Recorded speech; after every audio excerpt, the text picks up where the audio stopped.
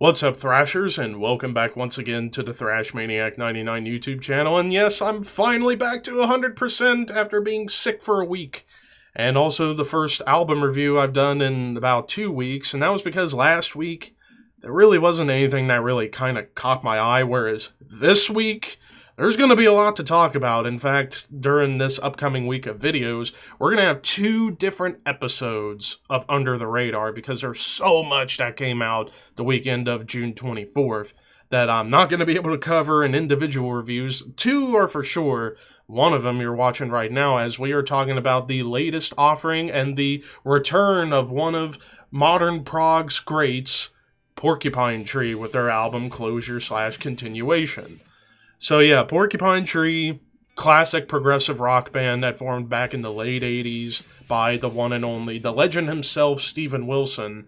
And of course, over the years with Porcupine Tree, he's evolved that sound to a lot of different avenues, whether it be alternative rock, like synthy electronic music, prog metal even. And that was really where they kind of left at, was that more progressive metal sound. Now they're back, their first album in 12 years. Their last one being The Incident in 2010, I believe, maybe 2009. So 12, 13 years between albums. That's a long break. And of course, Steven Wilson, since the breakup of Porcupine Tree, had done a lot of solo work and production work as well. Now, Porcupine Tree is back. How odd are they going to be on this album? Well, we're about to find out. So we kick off with Harridan. Starts off with this almost like funky bass line. Like, one thing that's definitely going to come through on this album, the bass work is top notch and the production of the bass was well done.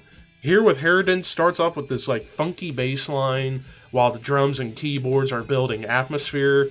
And then Steven's vocals take on a unique approach where he's kind of crooning a little bit, while it also has a bit of a tendency of almost feeling like spoken word. It's almost like a mix of spoken word and croon together, which is weird. While musically, a lot of time signature shifts. Then the chorus brings in tasteful acoustic guitars, and there's a little bit of like a dark psychedelic vibe being presented. Things get very soft soon after as Steven's voice goes soft and gets very soothing to kind of tell you a story. Then all of a sudden, you get this huge chugging metal riff coming in to just pound you completely out of nowhere, might I add. And then the bass line, really the bass line is really what's carrying the song all the way through. And it continues as ambience is being built, and then the riff from just a little bit ago with that metal riff comes in even further. Then the vibe gets a little bit sci-fi for a moment with the keyboards and clean guitars. Then it turns a little bit Middle Eastern, which is really weird. Like, they're trying all different things throughout this whole song, and it doesn't necessarily, like, moments of it do feel like it's a natural progression, but other times it's like, oh, bing, bang, boom, we're doing this now, try to keep up. But then after the transitions with the keyboards are done, which were done very well, the song kind of ends on a more softer note, going back to earlier in the track where it gets soft and soothing with Steven's voice. That's kind of how we ended it right there. Track number 2 of The New Day, immediately some beautiful soothing vocals from Steven, wonderful clean guitars, and the vibe that I definitely pick up with this track, it almost feels like it could have been a song on Opeth's Damnation. Like, it kind of has a little bit of that sound to it and a little bit of that vibe.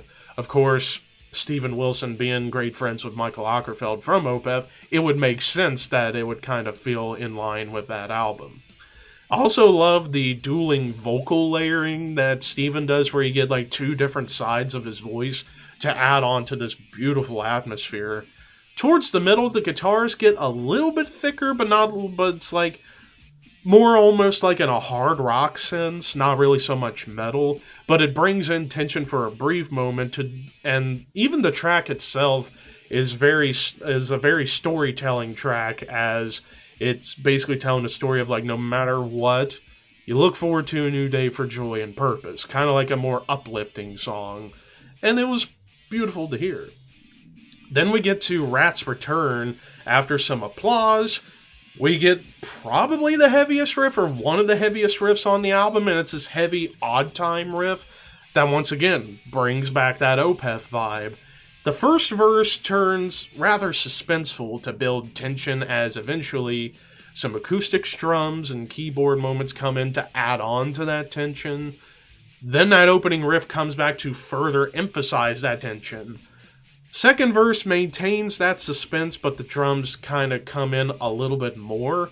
The bass comes in a massive way, playing note for note that heavy riff, while the keyboards, kind of in the background, the keyboards almost gives this track almost a bit of like a James Bond movie feel, which is really interesting and actually kind of cool, like a spy espionage kind of atmosphere.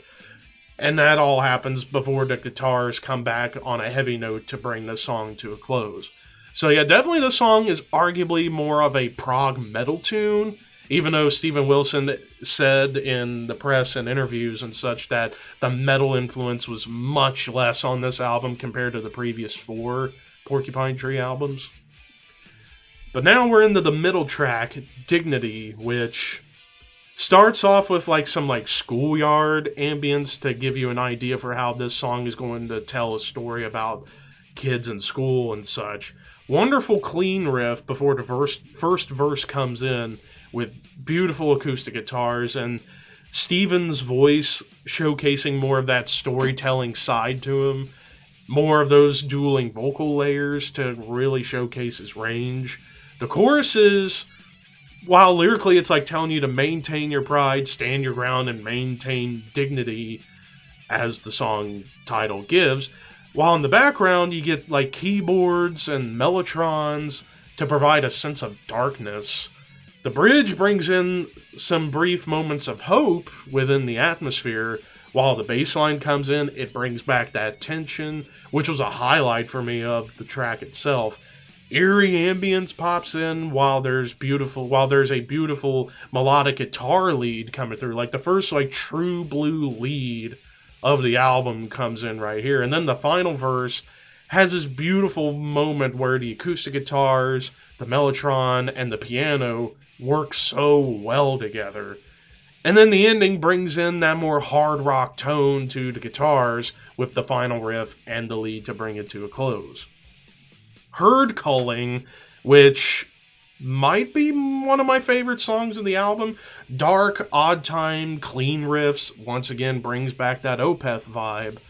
And that vibe continues throughout the verse, but there's some like quirky ambience that kind of gives off almost like a circus vibe. Then another massive metal riff shows up while Steven's vocals get really gritty, saying liar over and over again, but they get so gritty, which was another standout moment for me on the album. And the song itself kind of goes back and forth between those like dark, clean guitars with that quirky circus vibe and that heavy fucking riff. Towards the end, the song fades briefly before you get this huge dynamic shift when that heavy riff comes back to surprise you. And then the lead we get here has this like heroic hard rock flair to it to bring it to a close. So this was definitely a standout for me, as also the song almost feels like it could have been on Ghost Reveries by Opeth because of the guitar tone and such. Then we get to the penultimate track with Walk the Plank. Mysterious electronic vibes come in. Almost feels 80s a little bit. When the piano and drums come in, Steven's voice kind of takes on more of that croon again. The atmosphere here is odd and strange, but it feels like something definitely from like a spy espionage film. All of a sudden, a big guitar chord brings everything to a stop before the ambience shifts back to that mysterious electronic sound. Little guitar squeals can be heard before those electronics bring the song to a close. So this was maybe the one song that I cared for the least on here, because it just sounded too much in a short amount of time. It was the shortest song of the album too, at just about 4.5 minutes. Not all of it about it worked for me, but then we get to the finale, Chimera's Wreck, about 9.5 minutes. Probably my favorite song of the album. Starts off with some somber, clean guitars to give off this like hopeless feeling that definitely the darkest song of the album for me. It's like this track was like the tale of two halves. First half, filled with hopelessness and darkness, and it continues as the clean guitars transition to the acoustics. Steven's voice coming in the first verse and really showcasing more of his like darker sounds. The pre-choruses and the choruses themselves get very dark and sad with how the acoustic guitars and even the lyrics carry on this feeling of dread. Even some almost tribal beats can pop in, or they do pop in here and there. And then you get a sort of like brief sense of hope within the atmosphere, and then the bass comes back to bring in more tension as eventually the drums come through more before the guitars get gradually more on that hard rock end of the scale. Keyboards help complement the guitars throughout. Then you get a wild, hard-rocking lead, and it was probably the best lead of the album for me. Then the tribal beats come back while the bass line's doing its thing. And then right at the very end, another heavy fucking guitar moment to bring it all to an end. So overall, for Porcupine Tree's return after a long period of dormancy, they definitely tried a lot of different aspects here. Like, you get your typical Porcupine Tree prog rock style, but you also get some moments of funk, some moments of psychedelic music, some moments of electronics, moments of metal. It's like I said, this Steven Wilson basically said they deliberately reduced the metal influence on this album because even Steven Wilson admitted himself he kind of grew tired of that sound a little bit, but it's still there in small doses. And that kind of helped the album for me. Like, I was kind of going into this thinking, are they going to keep on that more prog metal vibe that started with In Absentia? No, this one kind of felt more of like, almost like an all-encompassing Porcupine Tree album. Like, the best moments of their whole run, all in one album. Though, not all the moments worked out for me. Like, really, my main complaint about this album would be that song, Walk the Plank. I wasn't as into that song, personally. But everything else, there was like highlights. But as far as what were the standout tracks for me, it would be Of the New Day, Rat's Return, Dignity, Herd Culling, and Chimera's Wreck. Like, Harridan, the opening track, was very fun, but maybe my second least favorite song of the album. But overall, I love all the dynamic shifts you get on here. The production was fantastic. I believe Steven Wilson produced this. Every instrument came through clear, especially the bass. Like, the bass was, in my opinion, maybe the highlight of the album was the bass work Steven Wilson put into this album.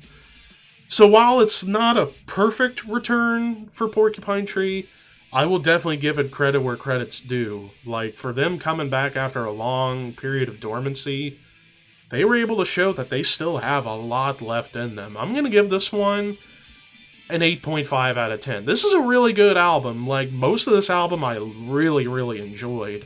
And it helps that I'm a fan of prog rock, and for them going back to their more classic prog rock sound, but retaining a little bit of what they were doing in the 2000s in small quantities, they were able to balance everything out pretty damn well. So I would definitely recommend this album for any fan of Porcupine Tree. Like, if I'd say this album is going to appeal to more of the fans of the 90s era of Porcupine Tree than the fans of the 2000s era. Like, I'm definitely a bigger fan of their more metal sound.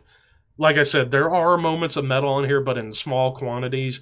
But when they pop up, they are very fucking good. So yeah, 8.5 out of 10 for the return of Porcupine Tree. What did you guys think of Closure Continuation by Porcupine Tree? Let me know in the comments section below. And until next time, horns high, and I will see you soon.